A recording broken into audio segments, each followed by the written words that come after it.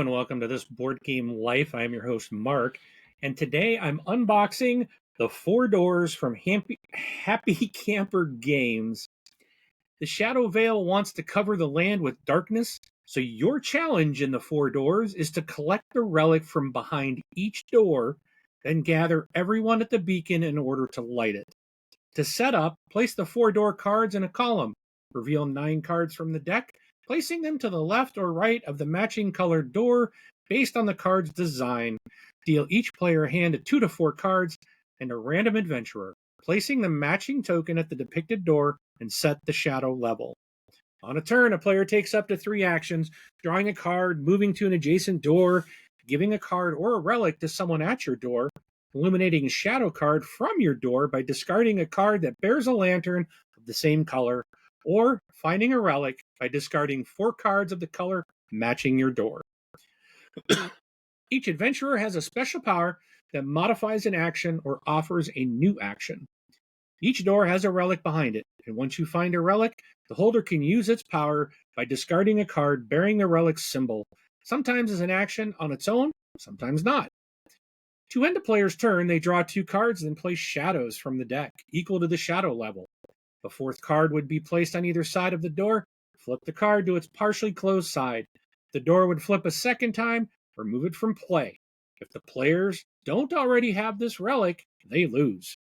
Each time players need to shuffle the deck, the shadow level increases, and this level will increase more quickly as the game progresses, since some cards, such as spells that provide a one-time effect, are removed from play instead of being discarded. If you have no cards to shuffle or the shadow level tops out, the players lose. This game is designed by Matt Leacock, Ben Pinchback, and Matt Riddle. The art's by Zachary Hull and Asher Israel. This is published by Happy Camper Games in 2025. Its range is 10 and up for 1 to 5 players and plays in about 30 minutes. And as always, I do ask you, please hit that like button, hit that subscribe button, and hit that bell icon so you will not miss all of the content coming to you each and every day for a good long time. I got a lot of games still to unbox, so let's not waste any more time. Let's get to the table. All right, so here we go. Got 4 doors here. You can see it's like kind of a foil, shiny looking box. Let's cut this open. I did play this game at Gen Con. Rob did buy a copy of this, and after we played it, I was like, yep, I do want a copy. It was on my list to check out to begin with, so. And is this like a magnetic? Yeah, it is. Magnetic. So here we go. It's opens magnetically on the side.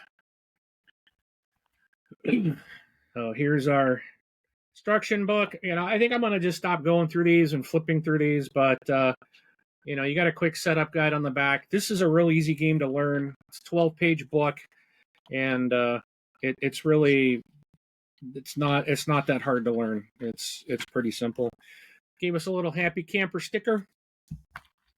Everybody gets a little plastic pawn in their color. Now this is a cooperative game, so kind of keep that in mind. 1 to 5 player cooperative. Guess if you're playing solo, you are always cooperating, right, with the other players. So these cards here, these are like your spell cards, and you got a whole bunch of spells. These are some of the other door cards and things that you're gonna place out. So thing I'll kind of point out here. They talked about you're gonna place a door out in front of you. Let me grab the red one. So this red door is going to start out open, and looking at the artwork, this is like darker, it's brick. You're going to place this shadow card to the left, and this one is, you can see how this matches up, the red here, and how these are darker. And then these are offset colors. So you're going to be putting these shadow cards out on each side of the door, and when you get 3 on one side, you flip it over, and now the door is partially closed. And then and again, like, the cards don't go away, so as soon as you get another one, the door's closed, and away goes the relic. So if you don't get the relic before, these are the relics. You don't get. There's one more somewhere. Where's the other relic? Or I think my cards are stuck together here. These are the 4 relics. So they look like this until you get them. And then you can see they're real nice. On the other side, you gain these actions. So you gain anyone can go get the relic, and then they place it out in front of them as a permanent ability. So this one, let me just turn these all over. So this one says, as an action, you may discard a red card to draw 2 fewer cards when shadows fall. The Lumen Stone, that's the Oil of Evermore. This is the Lumen Stone. So you may discard a yellow card at any time to move any one pawn anywhere. This does not count as an action.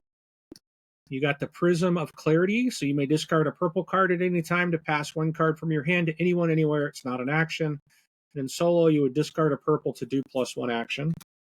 And then the Kindle Staff, as an action, you may discard a green card to discard 1 shadow card from any one door. So there's some nice little powers. This is the light. So this sits at the top underneath your 4 doors.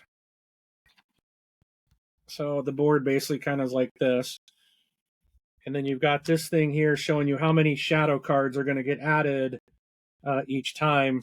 So you have one of these markers goes on here to track, because there's 6.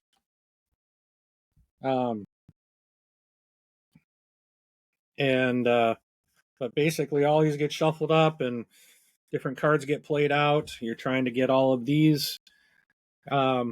And then once you get all these, everybody meets at the lighthouse, and then someone uses a luminescent flux spell to light the lighthouse. It's a really cool looking card.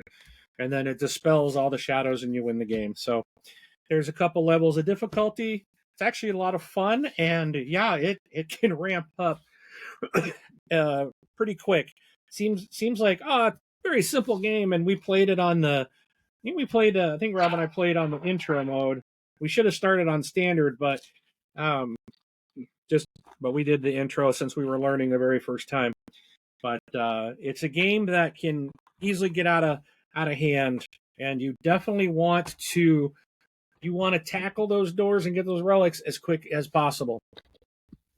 Alrighty, so again, like, subscribe, hit that bell icon. We really appreciate it. Thank you so much for everyone that has been subscribing. Numbers are going up, and really appreciate it. We're still trying to get to 500. We're on our way, thanks to your help and everybody hitting that subscribe button for us. Please keep it up. If you haven't subscribed, we ask that you do. Again, it's free. And then again, hit that bell icon so you'll know when we drop in new content. Right now, I'm doing it every day. So again, 4 doors, very fun game. It's excellent. Co-op. It's a great for family and just anybody. And even your more dedicated gamers, this is a really good one. It does take some thinking and planning on who's going to do what, and you have to be in the same spot to share cards so others can grab relics. And excellent game. All right. Thank you so much for watching. We'll see you at the table.